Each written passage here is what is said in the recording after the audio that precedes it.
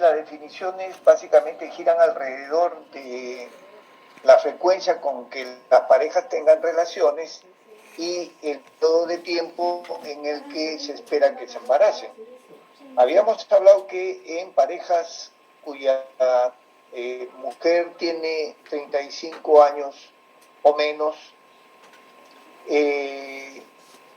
se espera que logren un embarazo luego de un año de relaciones frecuentes y sin protección.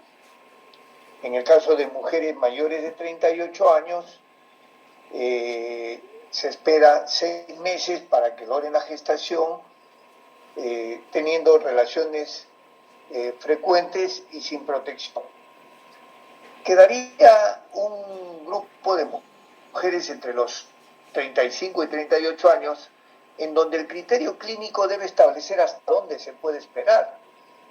Por ejemplo, si sospechamos que su reserva de óvulos empieza a decaer y la mujer tiene 36 años, bueno, solo esperaremos pues un marco de medio año para que esta mujer pueda conseguir un embarazo con su pareja. Y si su reserva de óvulos resulta bastante importante, está conservada, a lo mejor podemos esperar el año para que logre una gestación de manera natural. Habíamos dicho que infertilidad es cuando no se logra la gestación en el tiempo que les acabo de decir, de acuerdo al grupo etario. Y que esta infertilidad se podía clasificar en infertilidad primaria cuando la pareja nunca había tenido hijos, en especial cuando la dama nunca había logrado una gestación.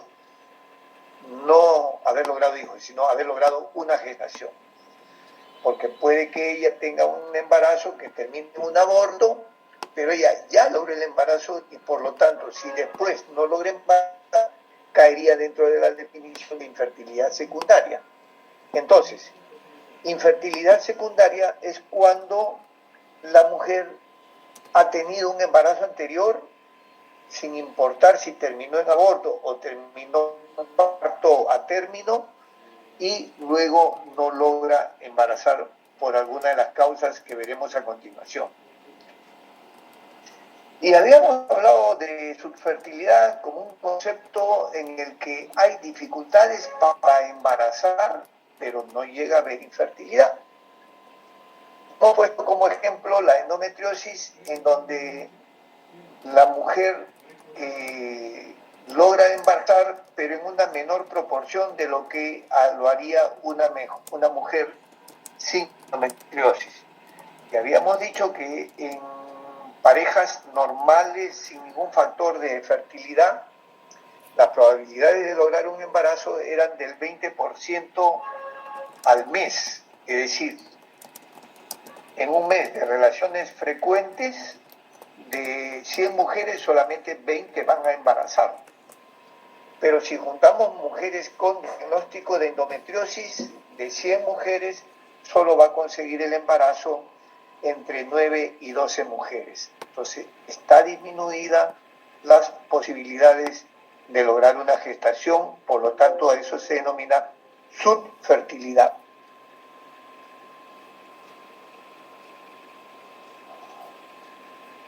Entonces, repitiendo, riesgos de lograr un embarazo por cada ciclo ovulatorio es alrededor de más o menos 20%. Y esto va sumando. 100 parejas.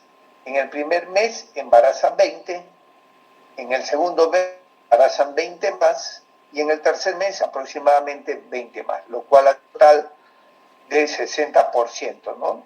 Alrededor del 57-60%. A partir de ahí, las que van a seguir embarazando ya es en un número menor.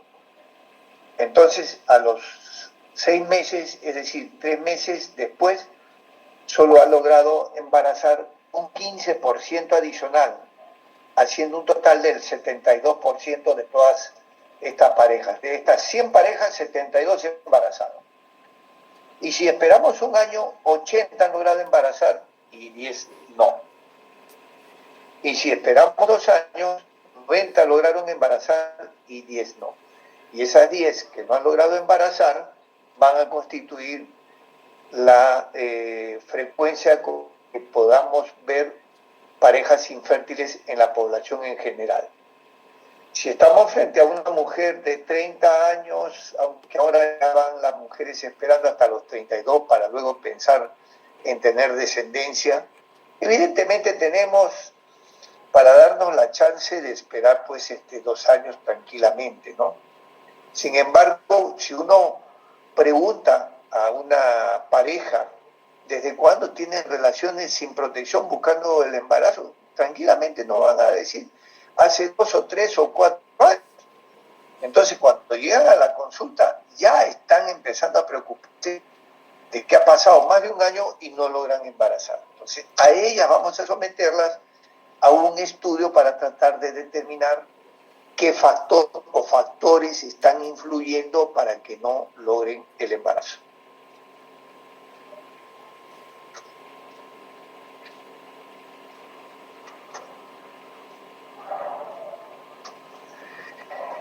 Y uno de los factores fundamentales que establece el pronóstico de fertilidad, es decir, si van a tener buen o mal pronóstico de lograr un embarazo en el futuro, es el factor edad.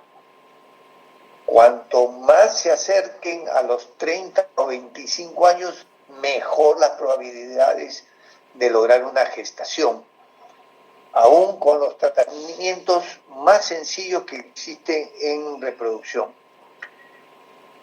Y visto de manera inversa, entre los 20 y 30 años, aproximadamente un 7% de las parejas no logra el embarazo. Entre los 30 y 34 años ya subió a más del doble, 15% no van a lograr el embarazo.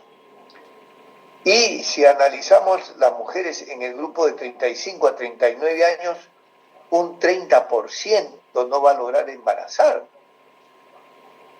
Y he tenido la oportunidad de conversar con chicas ya doctoras,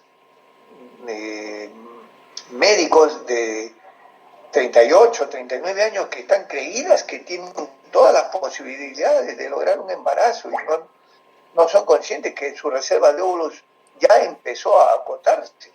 Entonces, hay que tener muy en cuenta que entre el grupo etario de 35 a 39 años, más o menos un 30% de las parejas no va a lograr el embarazo.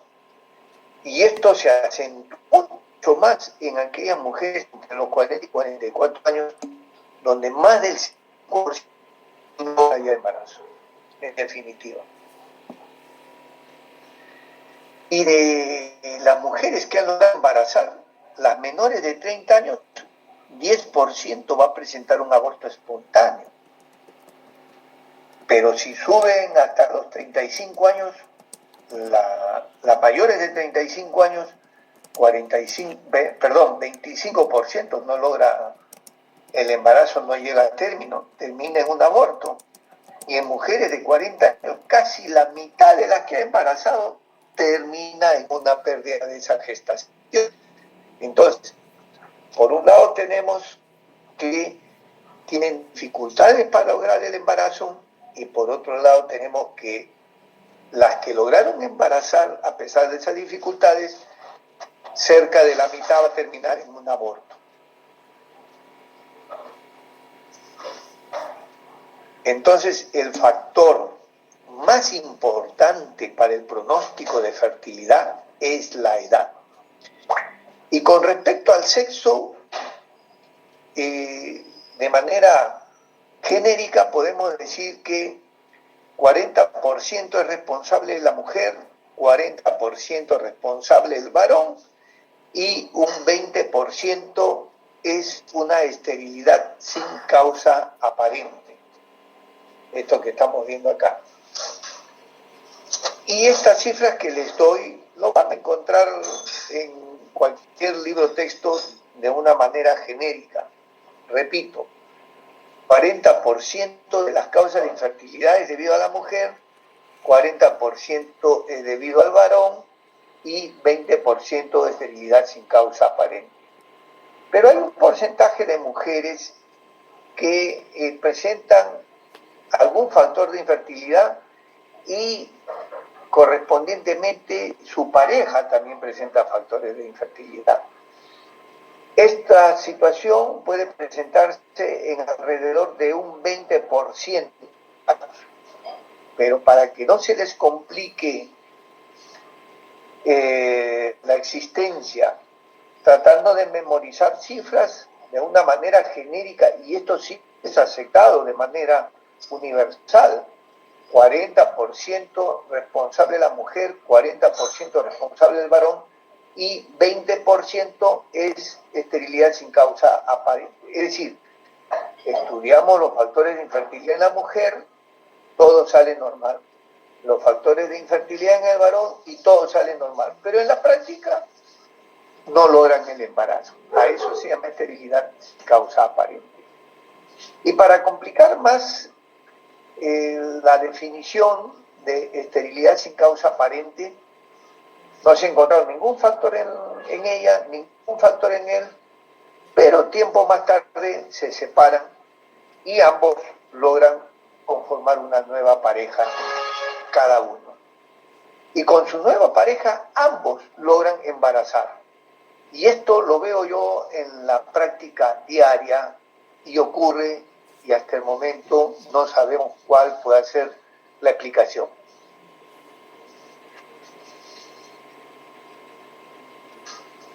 Entonces, nuestra evaluación debe estar dirigida a estos tres objetivos. El primer objetivo es encontrar las causas de infertilidad y, por supuesto, tratar de corregirlas. Hay causas anatómicas, por ejemplo, la presencia de un pólipo o un mioma submucoso, donde luego de resecar el pólipo y resecar el mioma, estamos corrigiendo la causa de infertilidad y esta pareja va a lograr el embarazo. En el caso del varón puede haber una obstrucción de los conductos deferentes. Este varón es operado, supera la obstrucción y va a tener una eyaculación con un número de espermatozoides normal como para lograr una gestación espontánea. El segundo objetivo de la evaluación es dar una información adecuada. Es decir, el médico que tiene a cargo la pareja debe de dar una información sobre todas las interrogantes que tiene tanto ella como él. Y se van a presentar una serie de preguntas que si el médico no está bien informado, bien empapado sobre los temas de fertilidad, pues no va a saber dar una explicación apropiada.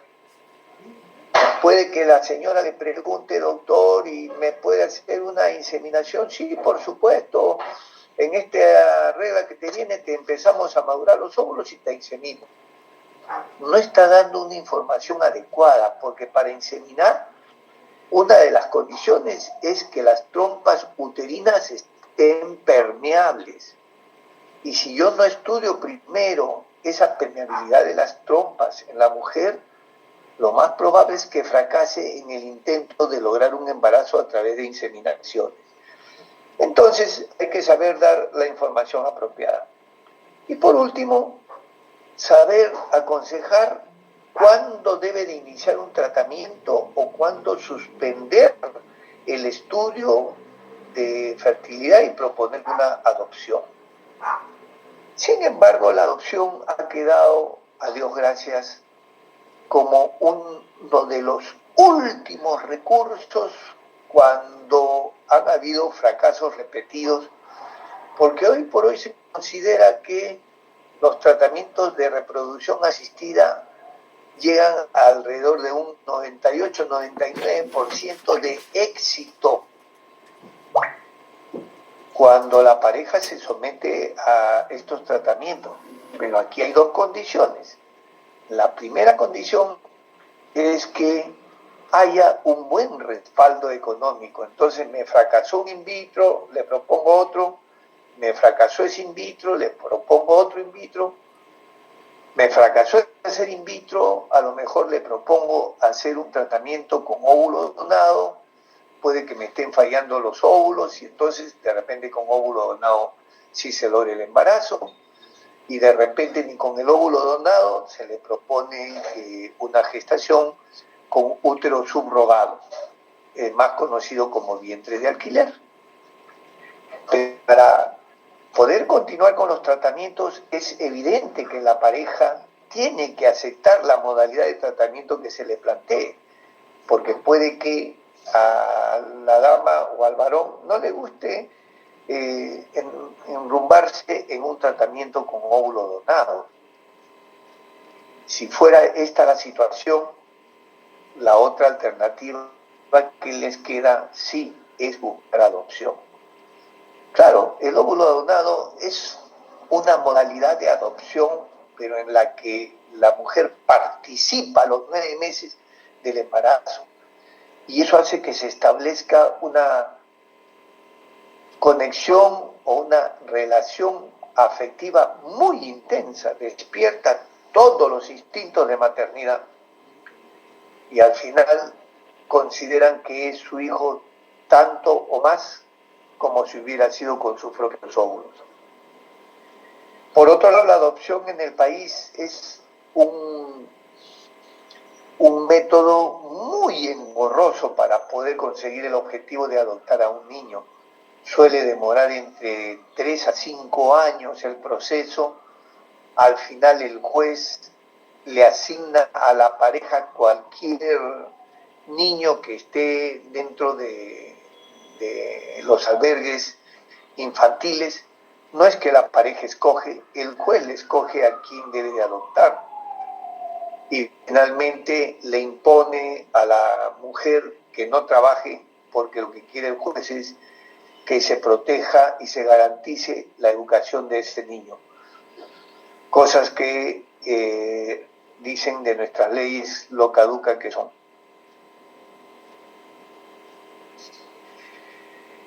Entonces, la evaluación de la pareja empieza con una historia clínica, una buena historia clínica detallada, donde se consigne de la edad de la mujer, ya han visto lo importante que resulta la edad. Debemos de consignar el gesta y para, diferente si una mujer ha tenido un hijo y después no logra embarazar, nunca ha podido embarazarse. Entonces por ahí podemos establecer si es una infertilidad primaria o una infertilidad secundaria.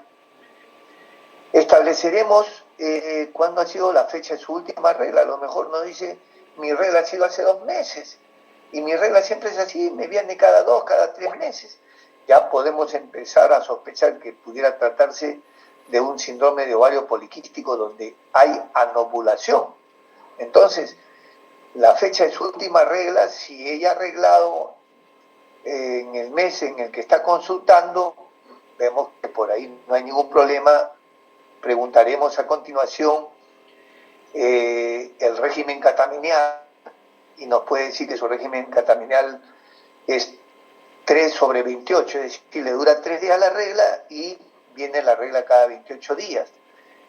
Le preguntamos, ¿y es usted regular en su regla? Hay mujeres que te dicen, no, yo soy muy irregular. Y cuando indagamos, ¿cuántos días se le adelanta? No, se me puede adelantar 2 días como se me puede retrasar 2 días. Eso está dentro de un periodo normal en el que la regla puede atrasarse o adelantarse. Y eso no se considera un ciclo irregular. Entonces, podemos tener ciclos que pueden adelantarse 5 días o pueden retrasarse 5 días y estamos dentro del periodo de ciclos regulares. Y un ciclo regular significa con mucha probabilidad de que sean ciclos ovulatorios. Entonces, estos datos deben de consignarse en la historia clínica. Además del tiempo que llevan tratando de buscar el embarazo, se dice de que cuanto más tiempo de infertilidad ha existido en la pareja, el pronóstico empeora. Hay que indagar también por los antecedentes quirúrgicos, para saber si, por ejemplo, una peritonitis puede dejar un sinnúmero de adherencias en la cavidad abdominal. Entonces es importante saber si tuvo peritonitis o no. Y en fin, todos los demás detalles que se puedan considerar en la historia clínica. El examen clínico igualmente debe ser lo más prolijo, aunque en pocos casos hay hallazgos significativos, como por ejemplo encontrar una tumoración ovárica o encontrar hirsutismo en esa dama, obesidad, son elementos que van a servir para la valoración final de la infertilidad. Y luego viene la valoración factor por factor, el factor cervical, el factor uterino, factor tubario. Como ven ustedes, es una revisión del aparato reproductor femenino, desde el cuello del útero, las trompas, los ovarios, y luego vienen los factores hormonales, el factor peritoneal, que se refiere a la cavidad abdominal y las adherencias que pudieran existir allí. Algunos le llaman el factor tubo peritoneal, y finalmente el factor masculino. Cada uno de estos factores tiene la manera de evaluarse. Sin embargo, bueno, repitiendo la valoración de la historia clínica, es importante, y destaco aquí con esta diapositiva, tener el peso, la talla y el índice de masa corporal en esta mujer. Evaluar la glándula tiroides es importante, aunque en el estudio básico de la pareja infértil se le solicita un examen de este tipo. Y también valoramos el impacto emocional. Uno se da cuenta cuánto de ansiedad puede estar generando el hecho de no conseguir un embarazo, y que esta pareja acuda a veces a reuniones familiares y la primera pregunta que viene antes de decir salud o brindar con un vaso de vino: ¿y ustedes cuándo encargan? Ese solo comentario golpea terriblemente a la pareja. El factor cervical se estudia a través del examen clínico, es decir, ponemos el espéculo y observamos cómo está el cuello del útero, y podemos apreciar el moco y la filancia que tiene el moco. Cuanto más filante, mayor la probabilidad de que haya ovulación, y se puede evaluar también a través del test postcoital, que se llama test de Sims-Hübner, que consiste en que la mujer tenga relaciones en los días periovulatorios y luego acude a la consulta. Se extrae una muestra del fondo de saco y se observa al microscopio para ver si hay 10 espermatozoides por campo. Quiere decir que es un test postcoital positivo, que tiene un moco apropiado como para que los espermatozoides pasen a la cavidad uterina. Este test ya se ha abandonado porque tiene tantas fallas que en realidad es un test que no ayuda en la valoración. Y a propósito de que pasen los espermatozoides a la cavidad uterina, en la cavidad uterina se suele eyacular aproximadamente 100 a 150 millones de espermatozoides, y el moco se convierte en una malla que deja pasar los espermatozoides buenos y no deja avanzar aquellos espermatozoides de movimiento lento o movimiento circular, y ni qué decir los espermatozoides inmóviles. O sea, se establece una capacitación espermática a través del moco, y de 100 a 150 millones de espermatozoides en la cavidad uterina tenemos alrededor de 100.000. Y de la cavidad uterina llegan a las trompas uterinas alrededor de 10.000, y de los 10.000 solo uno logrará ingresar al óvulo. Esto solamente está graficando de una especie altamente selectiva. la naturaleza no permite que se logre una gestación con cualquier espermatozoide o con cualquier óvulo. Cuando empieza el ciclo menstrual, en su día 2 o 3, ya encontramos una oleada de óvulos, alrededor de 12, 14 óvulos. Y de esos 12, 14 óvulos, solamente uno va a llegar. Y una vez que se produce la fecundación de los óvulos, la pregunta es, ¿por qué solamente encontramos 20% de embarazo en el primer mes de exposición a la gestación? Se habrán perdido algunos embriones a la hora que migran de la trompa uterina hacia el útero, y ese está constituyendo un mecanismo adicional de selección de la especie. Es un interrogante que queda ahí. Lo cierto es que la especie humana es altamente selectiva en lo que se refiere a la reproducción. Y en lo que se refiere al factor cervical, en este momento no existe ningún estudio que permita identificar si el cervical se está convirtiendo en un factor de infertilidad. Lo bueno es que con una inseminación, con las cánulas que se utilizan para inyectar el esperma dentro del útero, usted atraviesa el moco cervical y se olvidó usted del moco. ¿Y cuánto vale eso? Alrededor de 900 soles una inseminación. ¿Cuánto vale estudiar el moco cervical? Uy, se puede usted pasar estudiando toda la proteína, glicoproteína que tiene el moco cervical y cuántas de ellas son partícipes de inmunología de la reproducción.